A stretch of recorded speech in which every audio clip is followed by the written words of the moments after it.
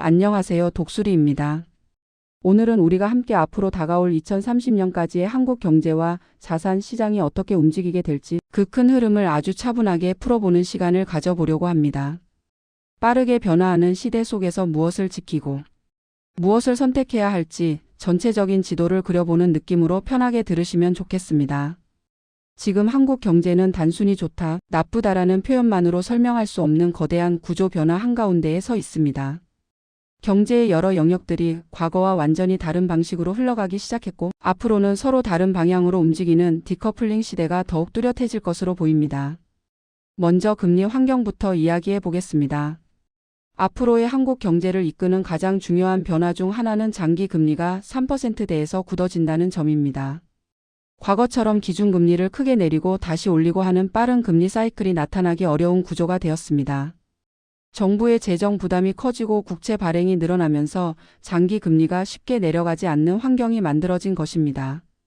이 말은 곧 주식과 부동산 같은 자산의 할인율이 높아지고 예전처럼 저금리 덕분에 자산 가격이 빠르게 상승하는 흐름은 기대하기 힘들다는 의미이기도 합니다. 특히 부동산처럼 레버리지를 쓰는 자산은 이러한 금리 구조의 영향을 더욱 직접적으로 받게 됩니다. 이제 환율 이야기로 넘어가 보겠습니다.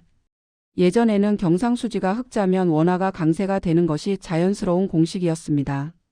하지만 지금은 완전히 달라졌습니다. 한국은 이제 성숙한 채권국이 되었고 기업, 연기금, 금융기관, 개인들까지 해외에 대규모 투자를 하고 있습니다. 이 과정에서 달러를 꾸준히 매입하고 해외로 자본이 빠져나가는 구조가 만들어졌습니다.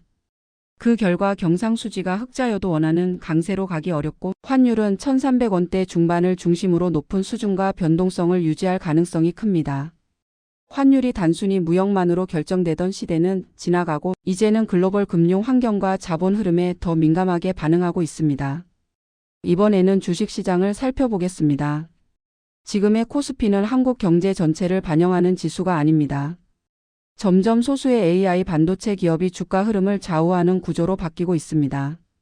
AI 데이터 센터와 고성능 컴퓨팅, 첨단 반도체 수요가 폭발적으로 늘어나면서 반도체 기업의 실적이 코스피 전체를 움직이는 중심이 된 것입니다.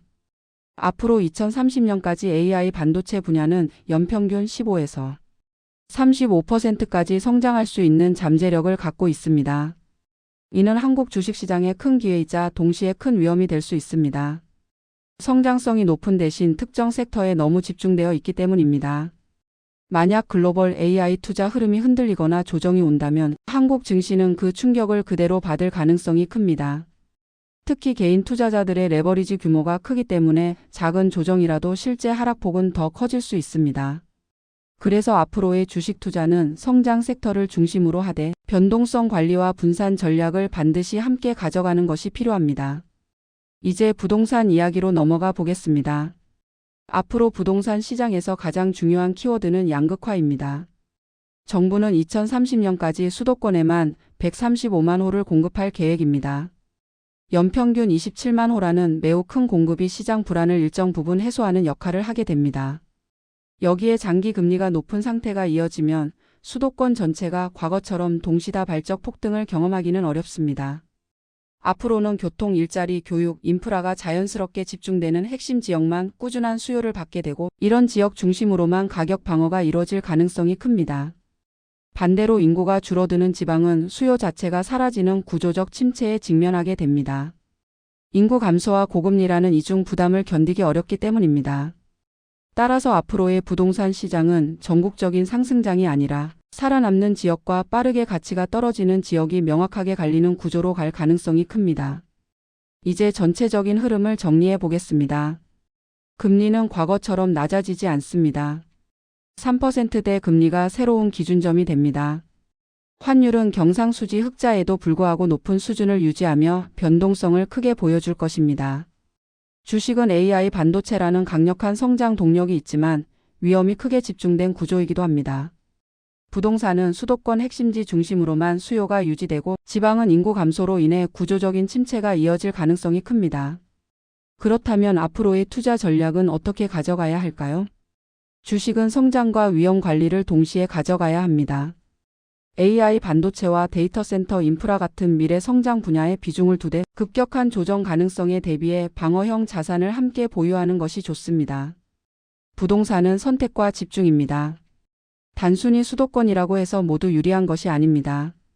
재개발이 활발한 지역, 교통 기반이 확충되는 지역, 일자리와 교육 환경이 연결된 지역만 살아남습니다. 지방 중소도시는 인구 구조상 장기적으로 가치 하락을 피하기 어렵습니다. 환율과 채권도 중요한 축입니다. 원화 약세가 구조적으로 이어지는 환경에서는 해외 자산과 달러 비중을 일정 부분 유지하는 것이 위험 관리를 위한 필수 요소가 됩니다. 고금리 시대의 장기 국채는 예전보다 훨씬 매력적인 안정 자산으로 기능할 수 있습니다. 이 모든 요소를 종합해보면 앞으로의 한국 경제와 자산 시장은 다 같이 상승하거나 다 같이 하락하는 시대가 아니라 어떤 자산을 선택하느냐에 따라 결과가 극단적으로 갈리는 시대가 됩니다. 성장하는 자산은 매우 빠르게 성장하고 쇠퇴하는 자산은 구조적으로 힘을 잃게 됩니다. 그래서 앞으로 가장 중요한 것은 전체 경제의 큰 흐름을 이해하고 각자의 투자 자산이 이 구조 속에서 어떤 위치에 있는지를 점검하는 것입니다. 여러분의 시간이 미래를 만드는 자산입니다. 오늘의 이야기가 앞으로의 5년, 10년을 준비하는데 조금이나마 도움이 되었기를 바랍니다. 지금까지 독수리였습니다. 고맙습니다.